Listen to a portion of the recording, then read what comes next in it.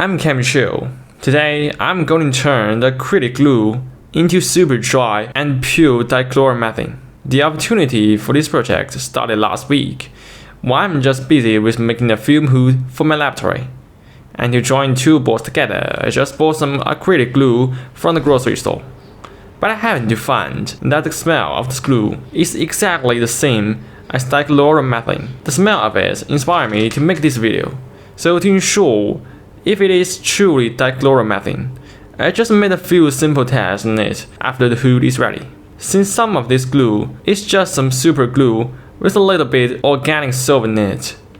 To avoid this, I just pour a few milliliters of the glue onto a piece of watch glass.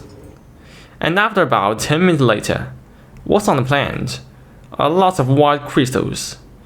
And to be frank, I'm so disappointed at the time. But on taking the glass off, I suddenly find the crystal are just some ice crystal. And that's probably formed because the vaporizing of the DiChloromathane absorbed too much heat energy to make the moisture crystallized. Additionally, it's really cold when touching the plant. So to make the evaporation faster, I hit it with my hand. Then I got a completely dry plant. There's still some solid film on it. To know what's this, I use some pure water to rinse it. But this doesn't work. Then I take some organic solvent and wrap it with the paper soaked the solvent. This just works, indicating the film is just some strong glue.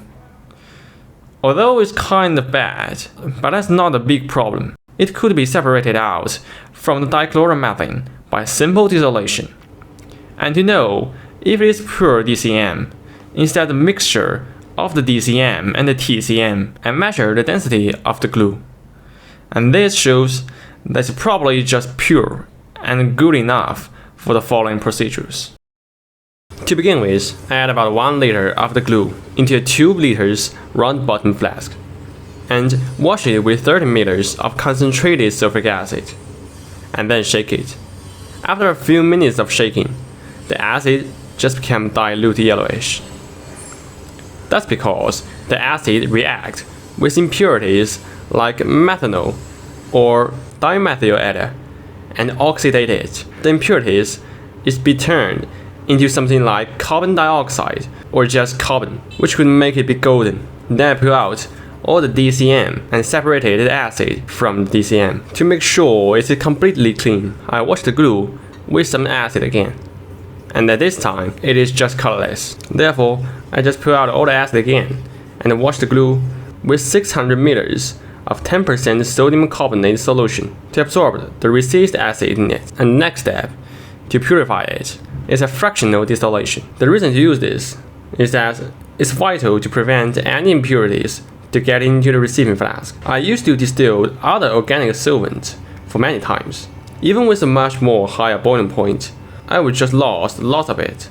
And this time I choose to use some dry ice and anhydrous alcohol to prevent any of it to be leaked out. The dry ice should provide a super low temperature, around minus 17.8 Celsius, which is just about 20 Celsius higher than the boiling point of DCM, and that's entirely enough for distillation like this. Minutes later, some nice and clean liquid came out and dropped into the receiving flask. And finally, I got about 900 milliliters of pure DCM, but that's not enough for me. I also want to make it super dry, so it's necessary to add molecule silver in it, and after that, it's just useful.